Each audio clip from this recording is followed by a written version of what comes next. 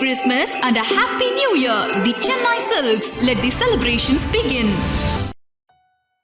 Sun டிவியில் ஒளிபரப்பாகிட்டு வந்த எதிர்நீச்சல் சீரியல் முடிவுக்கு வந்த பிறகு சில மாதங்கள் கழிச்சு அந்த சீரியலுடைய 2வது பாகம் டிசம்பர் 23ஆம் தேதியில இருந்து ஒளிபரப்பாக இருக்கு. இந்த நிலையில இந்த சீரியல்ல என்ன மாதிரி கதை இருக்க போகுதுன்னு இயக்குனர் திருச்செல்வம் ஒரு வீடியோ ஒன்று வெளியிட்டிருக்காரு. எதிர்நீச்சல் சீரியலுக்குன்னு அதிகமான ரசிகர்கள் இருக்காங்க.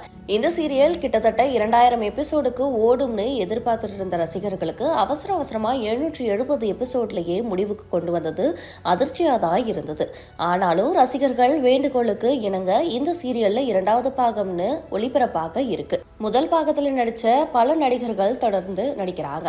இதே போல 2வது பாகத்தையும் இயக்குனர் திருச்செல்வம் தான் இயக்குறாரு. இந்த சீரியல் இரவு 9:30 மணிக்கு ஒளிபரப்பாக இருக்கு. இந்த நிலையில இந்த பாகத்துல என்ன மாதிரி கதை இருக்குங்கிற எதிர்பார்ப்போட இருக்கக்கூடிய ரசிகர்களுக்கு சீரியலுடைய கதை பத்தி இயக்குனர் திருச்செல்வம் ஒரு வீடியோ வெளியிட்டிருக்காரு. அதுல வெவ்வேறு குடும்பத்துல இருந்து வந்த பெண்கள் ஒரு வீட்டுக்கு மருமகளா வந்த பிறகு அவங்களுடைய கனவுகள் எல்லாமே புதைக்கப்பட்ட நிலையில ஒரு பெண் தன்னுடைய கனவுகளை யாருக்காகவும் எதுக்காகவும் கைவிடக்கூடாதுன்னு தைரியத்தை சொல்லி ஊக்கப்படுத்தக்கூடிய விதமா அவங்களுடைய கனவை நிறைவேற்ற பாடுபடக்கூடிய விதமா ஜனனி கேரக்டர் வந்துட்டு இருக்காங்க. அதன்படி இனி ஈஸ்வரி இவங்களுக்கு தெரிஞ்ச அனுபவங்களை புகட்டக்கூடிய விதமா அவங்களுடைய கேரக்டர் இருக்க போகுது. அதே போல இதுவரைக்கும் ஈஸ்வரி எப்பவுமே சோகமா இருந்தது போல மட்டும் இனி இருக்கவே போறது கிடையாது. சந்தோஷத்தை எப்படி கொண்டாடலாம்னு ஒரு துணிச்சலான பெண்ணா இருக்க போறாங்க. ஈஸ்வரி போலவே நந்தினி தனக்கு தெரிந்த சமையல் விஷயத்தை வச்சு எப்படி படிப்படியா முன்னேறி காட்ட போறாங்கன்னு நந்தினியோடைய வெற்றியும் நிகழப்போகுது.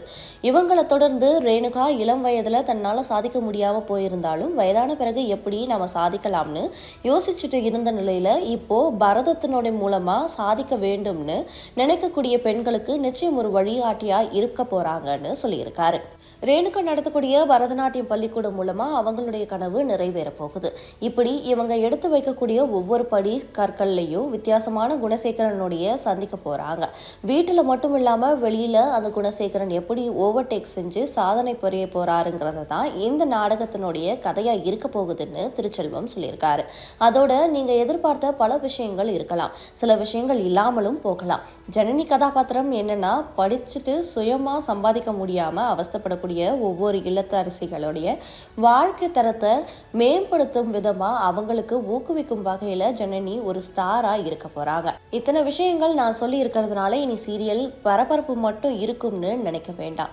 நக்கல் நையாண்டி கலகலப்புன்னு எல்லாமே தூக்கலாவே வைக்கப்பட்டிருக்கும். முழுக்க நீங்க எதிர்பார்த்தபடி உங்களை எதிர்நீச்சல் 2 கதையோட சந்திக்கிறேன்னு இயக்குனர் திருச்செல்வம் சொல்லியிருக்காரு.